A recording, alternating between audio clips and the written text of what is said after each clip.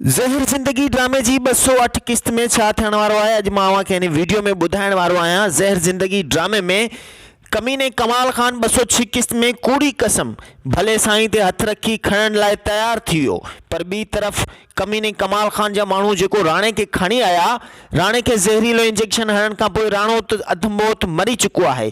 पर छा रबन खे हाणे कीअं ख़बर पवंदी त रबन जो दुश्मन केरु आहे ऐं सॼण केरु आहे? पर जेसि ताईं मुझो ख्याल है तो रबन जो दुश्मन हर कोई है पर सजन कोई ना है।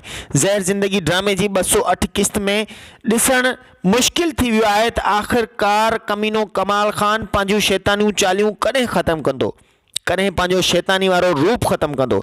नाज़रीन, ज़हर ज़िंदगी ड्रामे के अंदाज़ सां एक नओ ड्रामो भी अची वियो है असांजी HD TV यूट्यूब चैनल ते, जंहिंजो नालो है ज़हर थी वई ज़िंदगी, जंहिंजी पहिरीं ऐं ॿी किस्त ऑन एयर थी चुकी है, नशर थी चुकी है, पेश कई वही है। जेकॾहिं अवां ज़हर थी वई ज़िंदगी ड्रामे जी एपिसोड नंबर 3 ॾिसण चाहियो पिया त हीउ ड्रामो जुमे जे ॾींहुं शाम 7 बजे असांजी HD TV यूट्यूब चैनल ते हलंदो आहे, जंहिंमें अब्बास गुल, आज़म मैगल, इस्माइल चांडियो, एस भट्टी, अकबर उत्तरादी, रिमशा शहज़ादी ऐं इन सां गॾोगॾु ॿिया केतिरा ई सिंध जा नाले वारा अदाकार शामिल आहिनि। ज़हर ज़िंदगी ड्रामे में कमीने कमाल खान रबन जी भेण पठाणीअ सां लाओ लही रबन जे मथां एॾा त ज़ुल्म कया आहिनि जो कमीनो कमाल खान रबन के साह खणण भी कोन थो ॾे।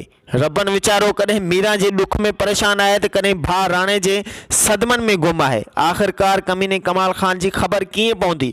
208 किस्त में छा कमीनो कमाल खान ज़ाहिर थींदो या कमीने कमाल खान के रईस गफ़ार खान अञा भी लिकाए छॾींदो? ख़ातिन हज़रात, जेकॾहिं अव्हांखे वीडियो पसंद आयो हुजे तो लाइक ऐं सब्सक्राइब ज़रूर कंदा ऐं जुमे जे ॾींहुं शाम 7 बजे ज़हर थी वई ज़िंदगी ड्रामे के ॾिसण न विसारींदा ऐं असांजी HD TV के सब्सक्राइब ज़रूर कंदा।